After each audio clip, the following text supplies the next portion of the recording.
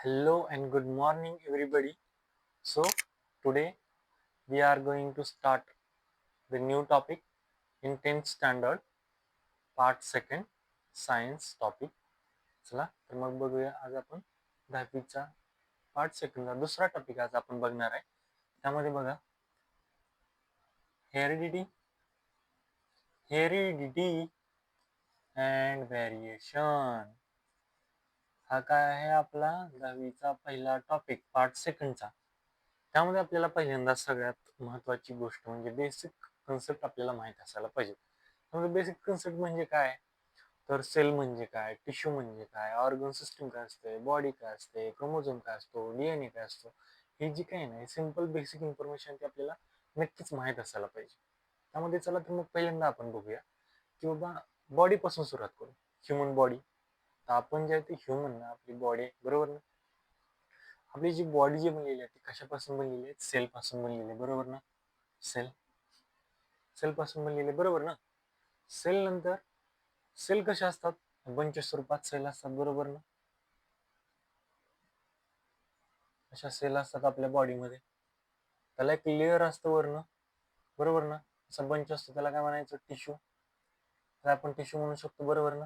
आणि आतल्या हा जो पार्ट त्याला सेल म्हणायचं बरोबर ना. टिश्यू म्हणजे काय असतं, what is mean by tissue.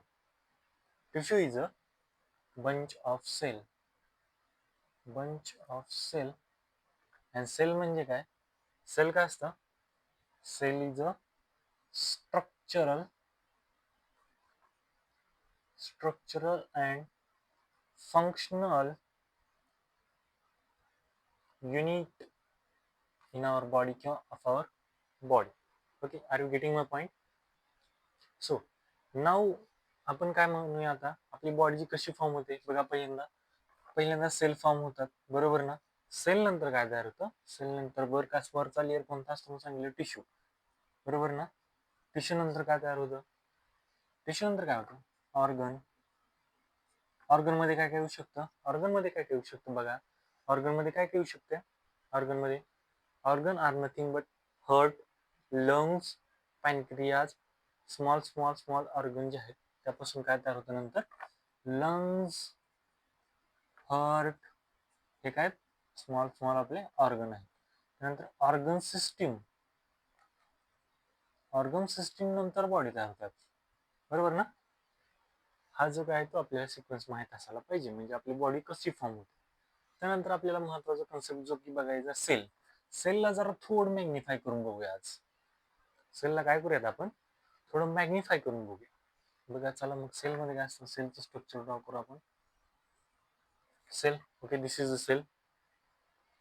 This outer layer is called as, outer लेअरला काय म्हणूयात आपण, सेल मेम्ब्रेन बरोबर ना. Is that correct, cell membrane. This is a nucleus. What is this, nucleus. Cytoplasm also present in this cell. Cytoplasm present असतो ना, असतो बरोबर. न्यूक्लियस मध्ये काय असतं, आता न्यूक्लियस मध्ये काय असतं, तर न्यूक्लियस मध्ये असतं जेनेटिक मटेरियल. न्यूक्लियस मध्ये काय असतं, जेनेटिक मटेरियल. जेनेटिक मटेरियल मध्ये काय इन्क्लूड असतं तुम्हाला माहिती आहे, जे की तुम्ही प्रिव्हियस स्टँडर्ड मध्ये 9th स्टँडर्ड मध्ये शिकलात. Genetic material is nothing but a chromosome बरोबर ना. Genetic material nothing but chromosome असतात, क्रोमोझोम्स. क्रोमोझोमचं structure, we have know that structure of chromosome. बघा स्ट्रक्चर कसं असतं क्रोमोझोमचं, काय म्हणायचं त्याला, सेंट्रोमियर म्हणायचं.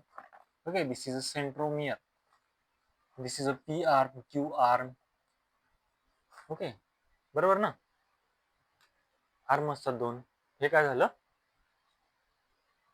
क्रोमोझोमच्या बाबतीत.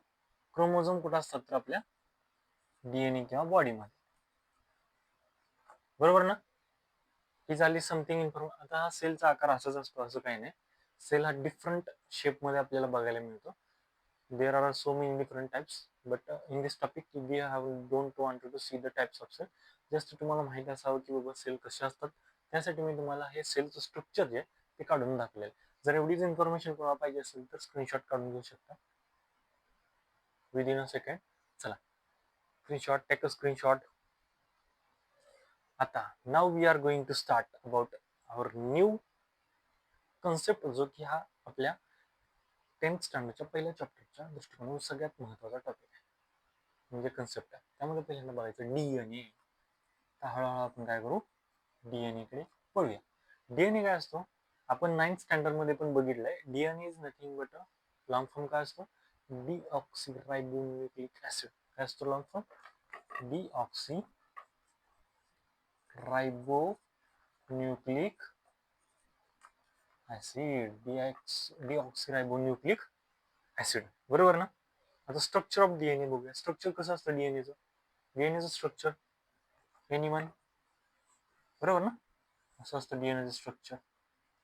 These are the structure of DNA. डीएनएचं मेन फंक्शन काय तुम्हाला माहिती आहे का?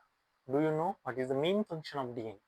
डीएनएचं मेन फंक्शन असतं, जो काही आपला डाटा आहे, आपल्या बॉडीच्या आतला डाटा, म्हणजे आपण कसं दिसणार, आपण टॉल होणार का, हाईट आपली लहान राहणार, टॉल अँड डॉर्फ त्याला म्हणतो आपण. त्यानंतर आपले हेअर्स कसे असणार, हे जी काही सगळी इन्फॉर्मेशन आहे ती कशामध्ये सेव्ह केली जाते, आपल्या डीएनए मध्ये. डीएनएचं पूर्ण स्ट्रक्चर इन्फॉर्मेशन सेव्ह करून ठेवतं. डीएनएचं स्ट्रक्चर जे आहे पूर्ण इन्फॉर्मेशन सेव्ह करून ठेवतं. मग त्यातला एवढाच पार्ट मी टेक ओव्हर केला किंवा घेतला, त्याला सेगमेंट जर घेतला एवढा डीएनएचा, तर तो ही इन्फॉर्मेशन सेव्ह करून ठेवण्याचं काम करणार. M I right. सेगमेंट, त्याला काय म्हणणार, सेगमेंट ऑफ डीएनए, बरोबर ना. डीएनएच्या सेगमेंटचं काय काम असतं, तर इन्फॉर्मेशन सेव्ह करून ठेवणं हे सुद्धा डीएनएच्या सेगमेंटचं काम असणार आहे. सेव्ह द इन्फॉर्मेशन, बरोबर ना. ह्यापासून डीएनए पासून नंतर कसं या साईडला असे डीएनए क्रोमोझोम असे फॉर्म होतात, बरोबर ना. This is center, this is arms. डीएनएचं स्ट्रक्चर असं. खरं तर असं काय नसतंच की क्रोमोझोम वगैरे, पण असं शास्त्रज्ञांचं म्हणणं आहे की डीएनए जो आहे स्वतः क्रोमोझोम कंपोज करतो. हा झाला आपला पार्ट डीएनएचा. त्यानंतर एक्झॅक्टली डीएनए काय असतो अजून डीप मध्ये ते आपण बघू. Just 1 minute, I will rough it.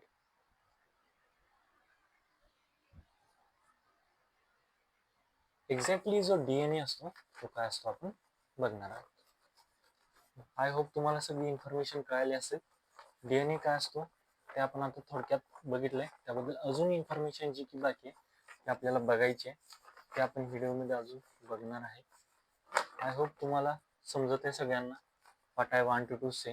ही जी बेसिक इन्फॉर्मेशन चॅप्टर चालू होण्यापूर्वीची सगळ्यात महत्त्वाची आणि सोपी इन्फॉर्मेशन आहे. तुम्हाला समजायला काय अडचण येऊ नये यासाठी थोडी बेसिक इन्फॉर्मेशन तुम्हाला माहित असायला पाहिजे म्हणून हे घेतोय. बघा, लेट अस सी. आपल्याला काय बघायचं आता, डीएनए एक्झॅक्टली काय असतो, बरोबर ना. डीएनए बद्दल काय सांगितलं तुम्हाला मी, डीऑक्सिरायबोस न्यूक्लिक ऍसिड, हा झाला डीएनएच्या बाबतीतचा लॉंग फॉर्म. त्यानंतर स्ट्रक्चर जे असतं डीएनएचं ते आपण आताच बघितलं, ड्रॉ केलेलं. This is a helical form, am I right. This is a helical form of DNA. मग ह्याला आपण काय म्हणतो, हेलिकल असं, बरोबर ना. Helical form of DNA. त्यानंतर सेकंड पॉइंट आपण ह्याला म्हणू शकतो की हा जो असतो हा डबल स्टँडर्ड असतो. कसा असतो हा, डबल स्ट्रँडेड असतो. त्यानंतर सगळ्यात महत्वाचं फंक्शन ह्याचं काय असू शकतं की हा जो असतो डीएनए तो मास्टर मॉलिक्यूल म्हणून सुद्धा ओळखला जातो. काय म्हणून ओळखला जातो, मास्टर मॉलिक्यूल म्हणून सुद्धा ओळखला जातो. Why we said that DNA is a master molecule. Master molecule का म्हणायचं डीएनए ला, बघा डीएनए ला मास्टर मॉलिक्यूल का म्हणायचं, बघा आपल्या बॉडीमध्ये काय कॅरेक्टरिस्टिक आहे. Okay, let us see. We want to try to understand it deeply. बघा बॉडीमध्ये कॅरेक्टरिस्टिक्स काय असतात, कॅरेक्टरिस्टिक्स काय असतात, त्याला आपण ट्रेट्स सुद्धा म्हणतो. ट्रेट्स इन आवर बॉडी, जे की आई वडिलांना आपल्या ऑफस्प्रिंगकडे ट्रान्सफर केले जातात. त्याला म्हणायचं स्ट्रेट किंवा कॅरेक्टरिस्टिक जशी जर तशी असतात. काही मध्ये थोडा बदल असतो मध्ये ते आपण काय ट्रेस म्हणजे काय सांगू शकतो किंवा कॅरेक्टरिस्टिक्स काय सांगू शकतो. त्याच्यामध्ये हाईट ही एक महत्वाची कन्सेप्ट आहे किंवा महत्वाचा ट्रेट आहे. हाईट असू शकते. अजून हेअर, कोणाचे कर्ली, कोणाचे लॉंग, कोणाचे शॉर्ट असू शकतात depending upon their genetic material किंवा क्रोमोझोम्स. त्यानंतर अजून काय सांगू शकतो आपण, तुझं face shape, body shape, face shape, body shape हे जे काय आहे ते बॉडीच्या कॅरेक्टरिस्टिक्स मध्ये आपण आहे असं म्हणू शकतो. आपण काळं होणार किंवा गोरं होणार ही जी सगळी इन्फॉर्मेशन आहे ती जेनेटिक मटेरियल आपल्या अवलंबून असते. म्हणजे black and white, if you are black and white it is depends upon our genetic material किंवा त्या क्रोमोझोमवर अवलंबून असतं आपण असं म्हणू शकतो. त्यानंतर सायंटिस्टनी काय केलं, ह्या सगळ्या डीएनए वर सर्च केल्यानंतर असं सांगितलं की डीएनए जो आहे सगळीकडं आता डीएनए जो आहे तो जेनेटिक मटेरियल म्हणून ओळखला जाणार. डीएनए काय ओळखला जाणार, जेनेटिक मटेरियल म्हणून ओळखला जाणार. जेनेटिक मटेरियल जर डीएनए असेल तर आपण ह्याचा लॉंग फॉर्म बघितलाय. जेनेटिक मटेरियल म्हणजे काय असतं, इच अँड एव्हरी इन्फॉर्मेशन त्यामध्ये कशी असते, सेव्ह असते. इच अँड एव्हरी इन्फॉर्मेशन त्यामध्ये काय असते, सेव्ह असते. चला, इच अँड एव्हरी इन्फॉर्मेशन कशी असते, डीएनए मध्ये सेव्ह असते. मग त्यानंतर हा ज्या सगळ्या सजीवांमध्ये डीएनए हे जर जेनेटिक मटेरियल मानलं जाऊ शकतं, एक्सेप्शन फक्त त्यांनी सांगितलं की बाबा व्हायरस मध्ये फक्त हे आपल्याला जेनेटिक मटेरियल मानलं जाऊ शकत नाही. डीएनए हे व्हायरसेस मध्ये जेनेटिक मटेरियल मानलं जाऊ शकत नाही. कोणामध्ये, व्हायरसेस मध्ये जेनेटिक मटेरियल मानलं जाऊ शकत नाही. त्यानंतर आपल्याला बघायचं आहे डीएनएचं सगळ्यात महत्वाचं काम काय सांगितलं तुम्हाला. डीएनएचं सगळ्यात महत्वाचं काम, डीएनए काय करतो, इन्फॉर्मेशन स्टोअर करण्याचं काम करून ठेवतो. To store the information, to store the information. डीएनएचं काय काम असतं तर टू स्टोअर द इन्फॉर्मेशन, जी की आपण या स्वरूपात कॅरेक्टरिस्टिक्स मध्ये ह्यामध्ये अशी स्टोअर करून ठेवलेले असते. ते आपण बघितलं, बॉडी शेप, अजून साईज, कोण उंच कोण लहान हे जे ठरले असतं ते जेनेटिक मटेरियल ठरलेलं असतं. बघा कसं, बघा ना आता हा हे वडील आहेत किंवा ही आई आहे, ह्यांचं जे सगळे जे गुण आहेत ते मुलांमध्ये जसे जसे त्याच्या ऑप्शन मध्ये येतात, बरोबर ना, येतात ना. कसे येतात तर ते जेनेटिक मटेरियल द्वारे हे शक्य आहे. जेनेटिक कॅरेक्टर जशीच्या तसे काय करतात, ट्रान्सफर केले जातात to parents to their offsprings. Okay, एवढं समजलंय. सगळ्यात महत्वाची बेसिक इन्फॉर्मेशन आहे बघा, ही तुम्हाला कळायला पाहिजे. Take a screenshot everybody. Now slowly we are entering in our chapter. Slowly we are entering in our chapter. Take a screenshot and remind it. I will rough it. Please remind it. Now हे आपल्याला कळलं DNA काय असतो, डीएनएचं काम काय असतं, डीएनएच्या मध्ये कोणते कोणते ट्रेट असतात, कसले म्हणजे त्यांना ट्रान्सफर करण्यासाठी एका ज्याकडून दुसऱ्या जीन आपले जे कसे ट्रान्सफर केले जातात आई वडिलांकडून मुलाकडं, म्हणजे त्याच्या पॅरेंट्स कडून ऑफस्प्रिंगकडं, हे आपण बघितलं. कोणते कोणते कॅरेक्टरिस्टिक्स असतात ते पण आपण बघितलं. तर सगळ्यात महत्वाच्या टॉपिक कडे आपल्या येऊया, ज्याचं की नाव आहे हेरिडिटी. ज्याचं नाव आहे हेरिडिटी. हेरिडिटी टॉपिक कडे आपण आता चाललेलो आहे. म्हणजे धड्याचा starting point we will see now. Heredity काय असते बघा, हेरिडिटीला आपण काय म्हणू शकतो की transfer of gene from their parents, transfer of genetic material from their parents to their offsprings. कोणाकडून ट्रान्सफर केले जातं जेनेटिक मटेरियल, पॅरेंट्स कडून त्याच्या ऑफस्प्रिंग कडं वाया देअर जीन्स, म्हणजे पॅरेंट्सच्या जीन कडून जेनेटिक मटेरियल जे आहे त्या मुलांकडे ट्रान्सफर केलं जातं. Transfer of genetic material, transfer of genetic material from parents to their offsprings. बरोबर ना? फायर जीन्स म्हणजे जीन्स द्वारे ते काय केलं जातं, जसंच्या तसं जे कॅरेक्टरिस्टिक्स असतात ते ट्रान्सफर केले जातात. नाव आता थोडा पार्ट आपण बघणार आहे. प्रोटीन सिंथेसिस प्रोसेस काय ते बघणार आहे, जे की सगळ्यात महत्वाचे. हा टॉपिक झाल्यानंतर तुम्हाला महत्वाचे आहे की प्रोटीन सिंथेसिस प्रोसेस काय असते. Now let us see. चलो चलो चलो चलो. प्रोटीन सिंथेसिस काय असतं बघा. प्रोटीन सिंथेसिस कोणता टॉपिक बघणार आहे आपण? Protein synthesis. प्रोटीन म्हणजे काय असतं? प्रोटीन म्हणजे काय असतं? प्रोटीन जे असतात ते अमायनो ऍसिड असतात. Mainly protein is known as amino acids. प्रोटीनला काय म्हणायचं? अमायनो ऍसिड म्हणायचं. तो सिंथेसाइज म्हणजे काय असतं? तो सिंथेसाइज करणं म्हणजे टू प्रिपेअर करणं. सिंथेसाइज करणं म्हणजे काय असतं? To prepare. सिंथेसाइज करणं म्हणजे टू प्रिपेअर करणं. Are you getting? To create, to prepare म्हणजे काय असतं? सिंथेसाइज करणं. टू प्रिपेअर किंवा टू क्रिएट, त्याला आपण काय म्हणतो? Protein synthesis.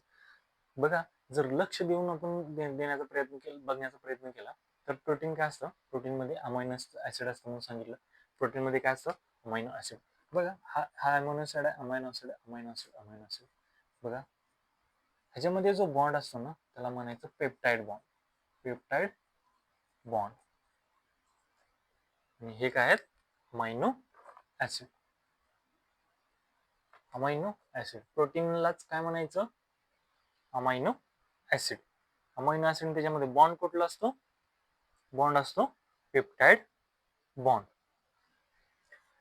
हा जो प्रोटीन मॉलिक्यूल आहे खूप मोठा आहे. Are you getting my point? Protein molecule is a very very much big molecule. So त्याला आपण मायक्रो मॉलिक्यूल सुद्धा म्हणू शकतो.